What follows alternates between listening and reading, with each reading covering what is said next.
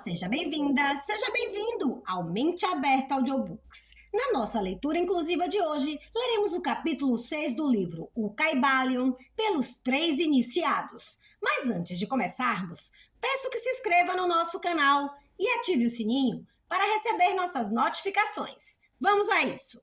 Capítulo 6. O Paradoxo Divino. Os falsos sábios, reconhecendo a irrealidade comparativa do universo, imaginaram que podiam transgredir as suas leis.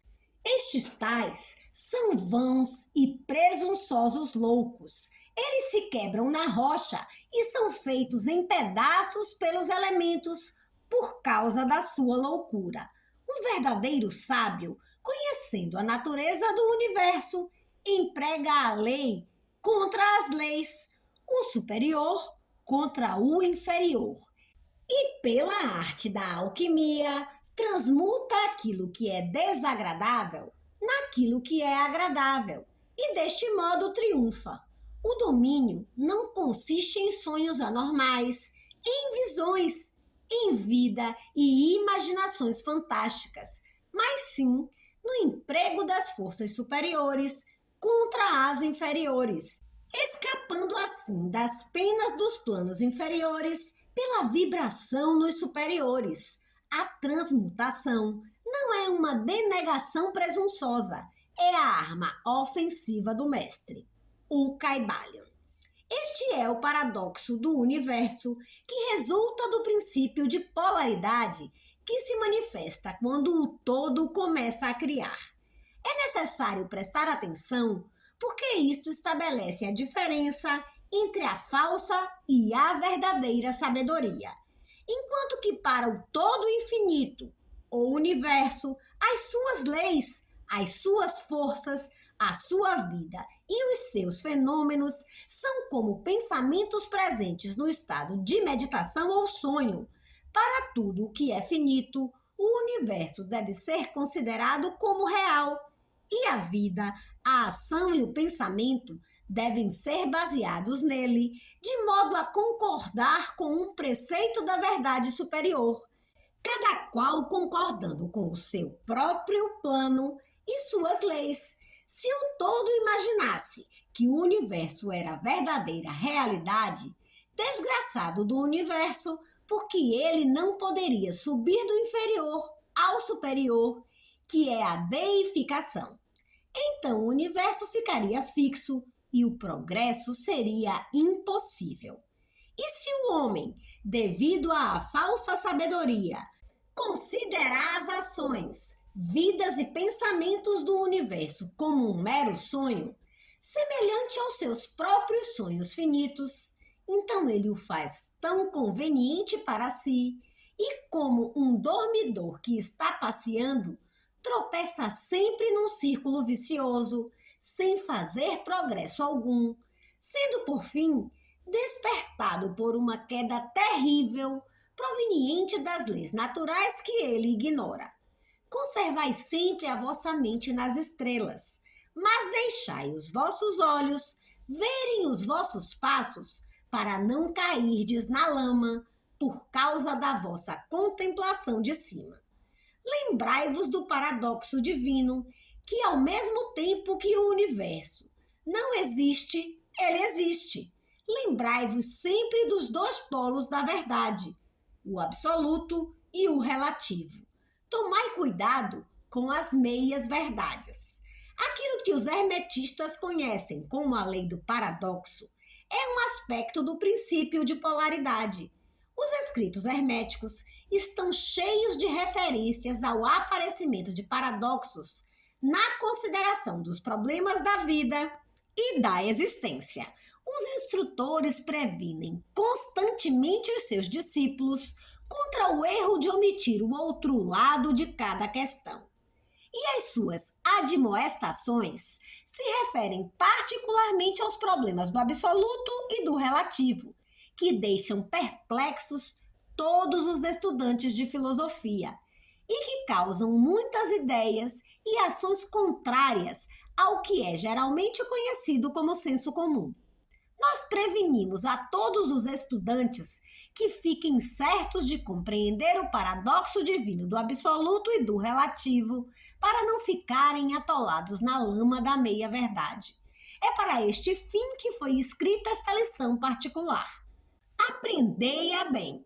O primeiro pensamento que o homem pensador tem, depois que ele compreende bem a verdade que o universo é uma criação mental do todo, é que o universo e tudo o que ele contém é mera ilusão, irrealidade, ideia contra a qual os seus instintos se revoltam. Contudo, esta, como todas as outras grandes verdades, pode ser considerada sobre os pontos de vista absoluto e relativo. Sob o ponto de vista absoluto, o universo comparado com o todo em si é de natureza de uma ilusão, de um sonho, de uma fantasmagoria. Sempre reconhecemos-lo em nossas vistas ordinárias, porque falamos do mundo como um espetáculo transitório que vai e vem, nasce e morre, por causa do elemento de impermanência e mudança, limitação e insubstancialidade. Ideia esta que está em relação com a de um universo criado, ao passo que contrasta com a ideia do todo. Filósofos, metafísicos, cientistas e teólogos, todos são concordes sobre este ponto, que é fundado em todas as formas de ideias filosóficas e religiosas, assim como nas teorias das respectivas escolas metafísicas e teológicas.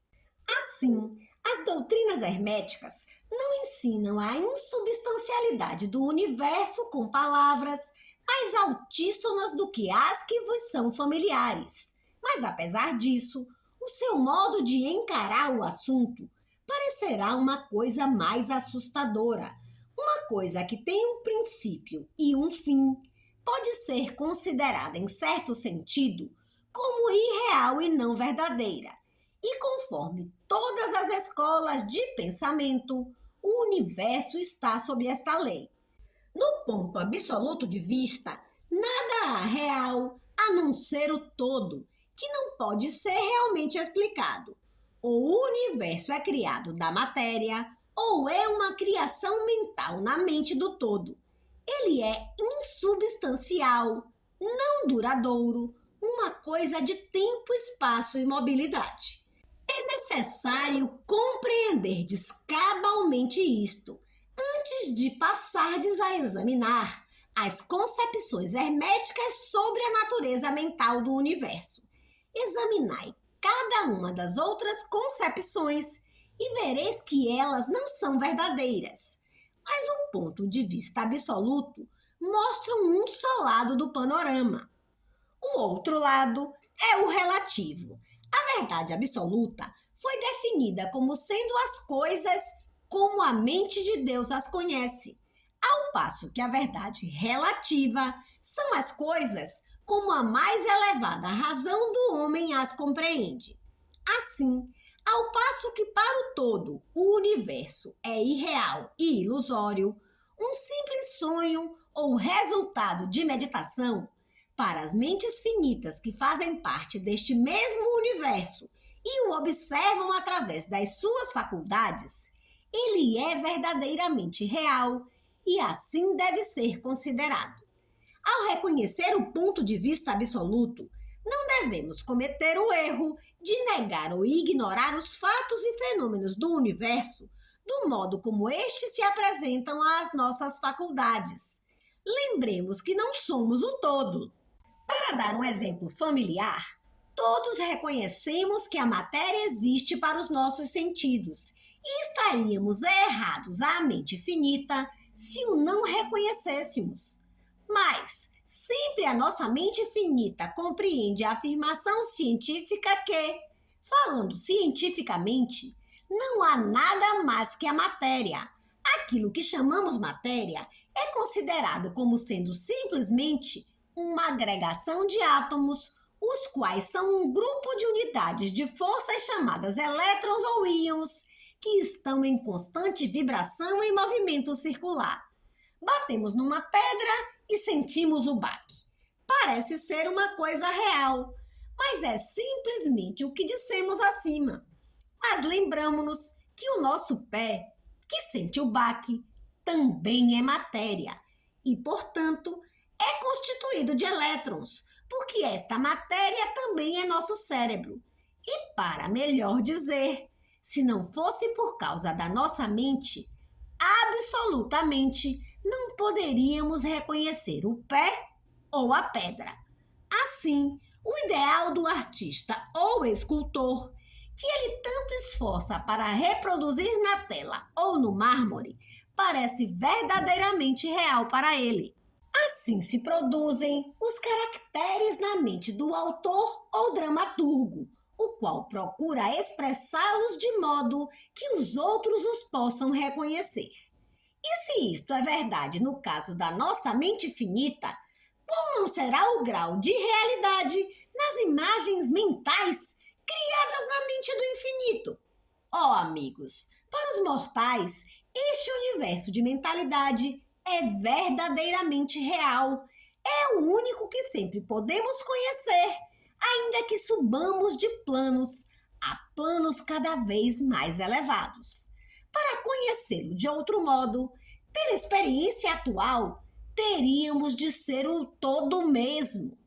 É verdade que quanto mais alto nos elevamos na escada, alcançamos as proximidades da mente do Pai. As coisas mais visíveis tomam a natureza ilusória das coisas finitas. Mas, antes que o todo nos retire em si a visão atual, não desaparece. Assim, não devemos viver acima das formas da ilusão. Desde que reconhecemos a natureza real do universo, procuremos compreender as suas leis mentais e nos esforcemos em empregá-las para obtermos melhor resultado no nosso progresso através da vida, ao caminharmos de um plano a outro plano de existência. As leis do universo não são as pequenas leis férreas, por causa de sua natureza mental. Tudo, exceto o todo, é limitado por elas. Aquilo que está na mente infinita do todo é real, em grau relativo a esta mesma realidade, que é revestida na natureza do todo. Não fiquemos, pois, incertos e atemorizados. Somos todos firmemente contidos na mente infinita do todo e nada nos pode prejudicar e nos intimidar. Não há força fora do todo para agir sobre nós. Podemos, pois, ficar calmos e tranquilos. Há um mundo de conforto e tranquilidade nesta realização depois de atingida. Então, calmos e tranquilos repousaremos, embalados no berço do abismo, ficando sem perigo no seio do oceano da mente infinita, que é o todo. No todo, moveremos, viveremos e teremos nossa existência. A matéria não é para nós a matéria inferior. Enquanto vivemos no plano da matéria, apesar de sabermos que é simplesmente uma agregação de elétrons ou partículas de força que vibram rapidamente e giram umas ao redor das outras na formação de átomos, os átomos vibram e giram formando moléculas que, por sua vez, formam as grandes massas de matéria. A matéria não é para nós a matéria inferior. Quando prosseguimos nas investigações mais elevadas e aprendemos dos preceitos herméticos que a força, da qual os elétrons são unidades, é simplesmente uma manifestação da mente do todo. E assim, no universo, tudo é simplesmente mental em sua natureza. Enquanto no plano da matéria, podemos reconhecer os seus fenômenos, poderemos examiná-la, como o fazem todos os mestres de graus mais ou menos elevados. Mas fazemo-lo aplicando as forças superiores. Cometeremos uma loucura pretendendo negar a existência da matéria no aspecto relativo. Podemos negar o seu domínio sobre nós, devemos fazer, mas não devemos ignorar que ele existe em seus aspectos relativos, ao menos enquanto no seu plano. As leis da natureza não não são menos constantes ou efetivas, como sabemos-lo, apesar de serem simplesmente criações mentais. Elas estão em muitos efeitos dos diversos planos. Dominamos as leis inferiores, aplicando-lhes as que lhes são superiores, e somente por este modo. Mas não podemos escapar da lei e ficar inteiramente fora dela. Nada senão o todo pode escapar da lei. E isto é porque o todo é a própria lei de que todas as leis procedem. Os mais adiantados mestres podem adquirir os poderes usualmente atribuídos aos deuses do homem, e há inúmeras ordens de entes na grande hierarquia da vida, cujas existências e poderes excedem mesmo os dos mais elevados mestres entre os homens a um grau imaginário para os mortais. Contudo, o mais elevado dos mestres e o ente mais elevado devem curvar-se à lei e ser como nada diante do todo. De modo que, se mesmo estes entes, cujos poderes excedem os atribuídos pelos homens aos seus deuses, estão subordinados à lei, imaginai qual não será a presunção do homem mortal da nossa raça e do nosso grau, quando ousa considerar as leis da natureza como irreais, visionárias e ilusórias, porque chegou a compreender a verdade que as leis são de natureza mental e simples criações mentais do todo. Estas leis, que o todo destinou para governar as leis, não podem ser desafiadas nem arguídas. Enquanto durar o universo, elas durarão, porque o universo só existe pela virtude destas leis, que formam o seu vigamento e que ao mesmo tempo o mantêm. O princípio hermético de mentalismo, explicando a verdadeira natureza do universo por meio do princípio que tudo é mental, não muda as concepções científicas do universo, da vida ou da evolução. Com efeito, a ciência simplesmente corrobora os ensinamentos herméticos. Estes últimos ensinam que a natureza do universo é mental, ao passo que a ciência moderna disse que ele é material, ou, ultimamente, que ele é energia, em última análise. Os preceitos herméticos não caem no erro de combater os princípios básicos de Herbert Spencer, que afirmam a existência de uma energia infinita e eterna, da qual todas as coisas procedem.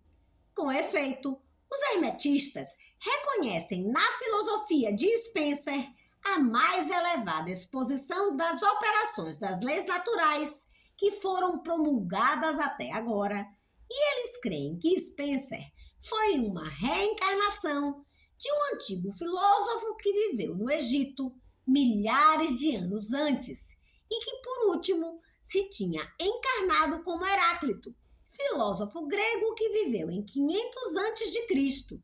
E eles consideram esta ideia da energia infinita e eterna como partindo diretamente da linha dos preceitos herméticos, sempre com o acréscimo da sua própria doutrina, que esta energia, de Spencer, é a energia da mente do todo. Com a chave mestra da filosofia hermética, o estudante poderá abrir várias portas das mais elevadas concepções filosóficas do grande filósofo inglês, cuja obra manifesta os resultados da preparação das suas encarnações precedentes. A sua doutrina a respeito da evolução e do ritmo está na mais perfeita concordância com os preceitos herméticos sobre o princípio do ritmo.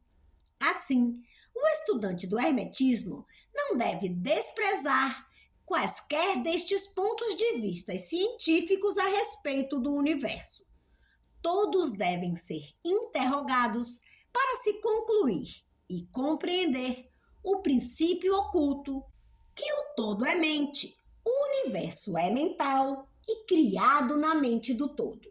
Eles creem que os outros 6 dos 7 princípios se adaptarão a esta doutrina científica e servirão para esclarecê-la.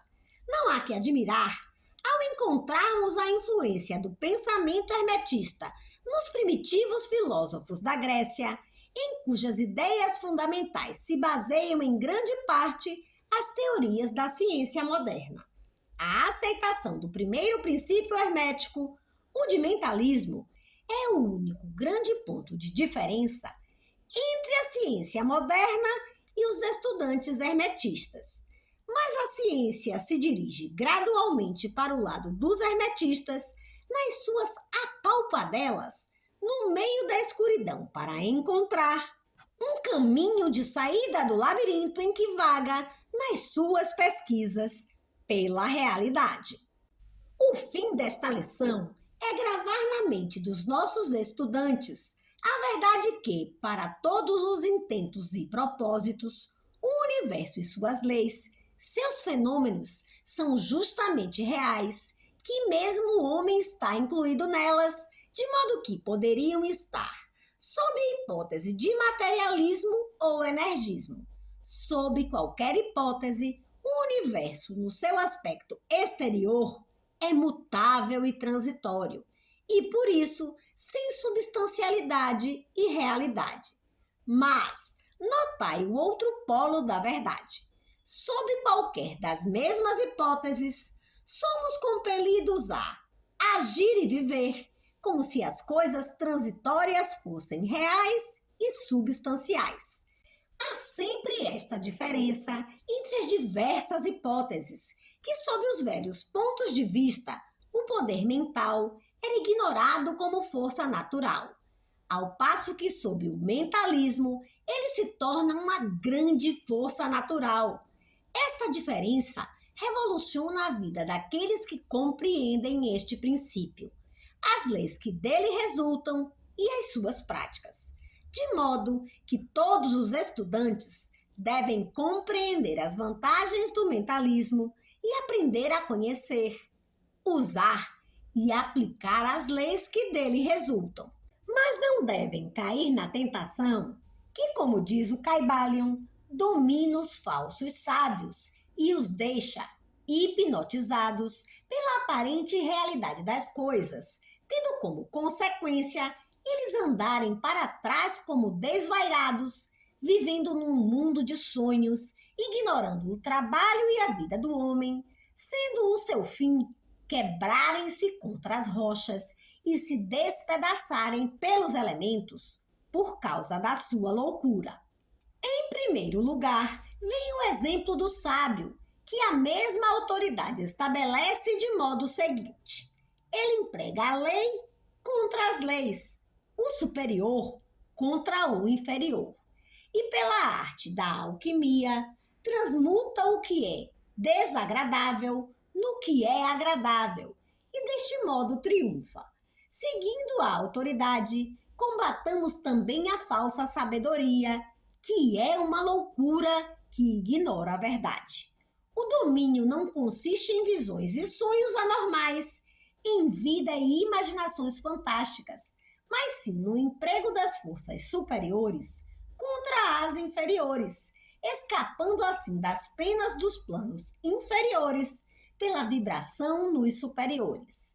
Lembrai-vos sempre, estudantes, que a transmutação não é uma presunçosa denegação, mas sim a arma ofensiva do mestre.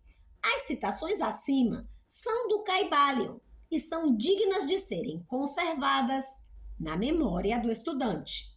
Nós não vivemos num mundo de sonhos, mas sim num universo que, enquanto relativo, é real tanto quanto as nossas vidas e ações são interessadas. A nossa ocupação no universo não é negar a sua existência, mas sim viver, empregando as leis para nos elevarmos do inferior ao superior, fazendo o melhor que podemos sob as circunstâncias que aparecem cada dia e vivendo tanto quanto é possível para as nossas ideias elevadas e os nossos ideais. O verdadeiro fim da vida não é conhecido pelo homem neste plano. As maiores autoridades e a nossa própria intuição Dizem-nos que não cometeríamos erro vivendo do melhor modo que pudermos e segundo a tendência universal no mesmo ponto, apesar das aparentes evidências em contrário. Todos estamos no caminho e a estrada conduz sempre para cima, deixando muitos lugares atrás. Lede a mensagem do Caibalion e segue o exemplo do sábio, fugindo do erro do falso sábio, que perece por causa da sua loucura.